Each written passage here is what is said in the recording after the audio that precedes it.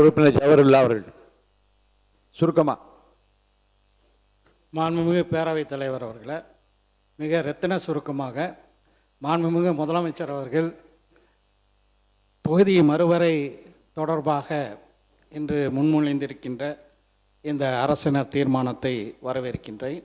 அதே நேரத்தில் கடந்த காலங்களிலே குறிப்பாக சொல்ல வேண்டுமென்றால் 1976 2001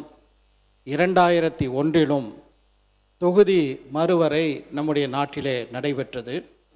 1977 இருந்த அரசு வேறு, அதே போல் 2001 இருந்த அரசு வேறு. ஆனால் அனைத்து ஸ்டேக் ஹோல்டர்ஸ்டையும் இது தொடர்பான அனைவர்களிடமும் ஒரு விரிவான கலந்தாலோசனையை செய்து அதற்கு பிறகு இந்த தொகுதி மறுவரை குறித்த ஒரு முடிவை எடுத்தார்கள்.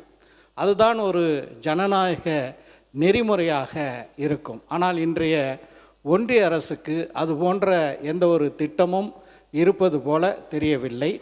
ஏற்கனவே திராவிட முன்னேற்றக் கழகத்தின் சார்பில் நடைபெற்ற அனைத்து கட்சி கூட்டத்தில் நிறைவேற்றப்பட்ட தீர்மானம் 1971 இருக்கக்கூடிய மக்கள் தொகை அடிப்படையிலேயே இந்த தொகுதி மறுவரை எந்த மாற்றமும் இல்லாமல் உரிய அரசமைப்பு சட்ட திருத்தங்களோடு அடுத்த 30 ஆண்டுகளுக்கு அதே அளவில் பேணப்பட வேண்டும் என்ற அந்த தீர்மானமும், அதே போல் நம்முடைய விகிதம், அதாவது மக்களவையில் மாநிலங்களவையில் நம்முடைய விகிதம் மொத்த 7.18 என்ற அந்த ப்ரொபோர்ஷனட் ஷேர் என்ற அளவில் இந்த தொகுதிகள் மறுவரை அமைய வேண்டும்.